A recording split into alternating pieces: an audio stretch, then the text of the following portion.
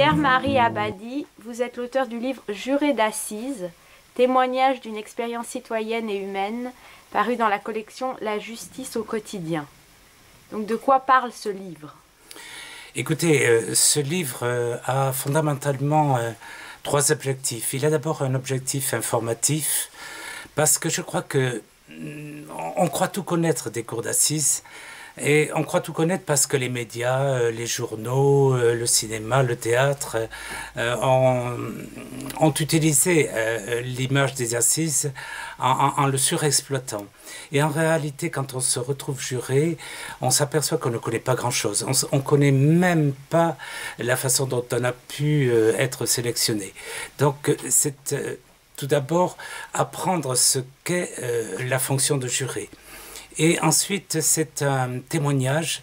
Je dis dans ce livre qu'après une expérience aussi forte que celle de juré d'assises, je vous assure qu'on n'est plus jamais comme avant. En fait, j'ai coutume de dire qu'on est condamné à perpétuité, à ne jamais plus être tout à fait comme avant. Il y a un avant et un après cette expérience, parce qu'on est un peu désarçonné, on est enrichi aussi par une expérience humaine très forte, on est subjugué et élevé, et ça je le dis dans le livre. Et puis le dernier objectif, c'est une dénonciation. C'est la dénonciation de l'influence prédominante des magistrats sur les jurés.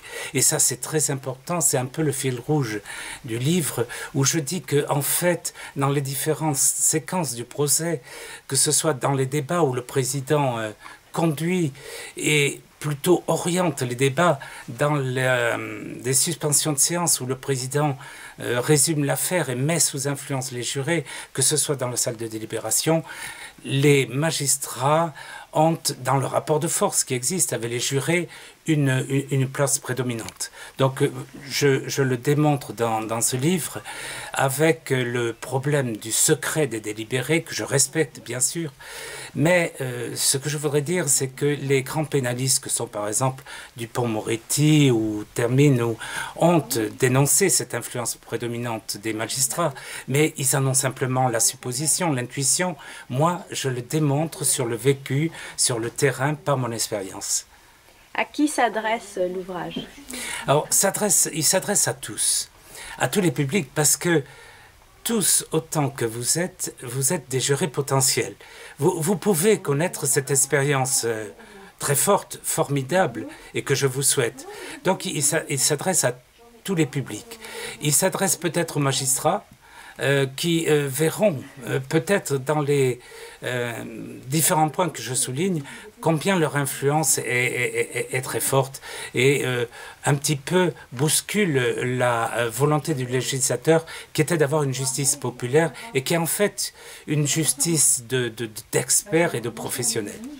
Quel a été le point le plus fort dans cette expérience de juré d'assises? Écoutez, je crois que ce qui m'a peut-être le plus ébranlé, c'est le théâtre de souffrance qu'est une cour d'assises, qu'est un prétoire. Tout le monde souffre dans un prétoire. C'est la partie civile, c'est l'accusé, c'est les magistrats, mais aussi les jurés. Les jurés parce qu'ils sont confrontés à une souffrance extrême, à une crudité des propos qui les désarçonnent bien souvent. Enfin, pour terminer, pouvez-vous nous en dire plus sur votre parcours? Écoutez, j'ai fait majoritairement ma carrière à l'international au sein de la Banque de France, que j'ai quitté pour être consultant auprès de la Commission européenne, et je le suis toujours, et j'enseigne à l'Institut catholique. Mais je voudrais surtout dire, ce qui est intéressant, je suis juriste de formation, mais pas de profession.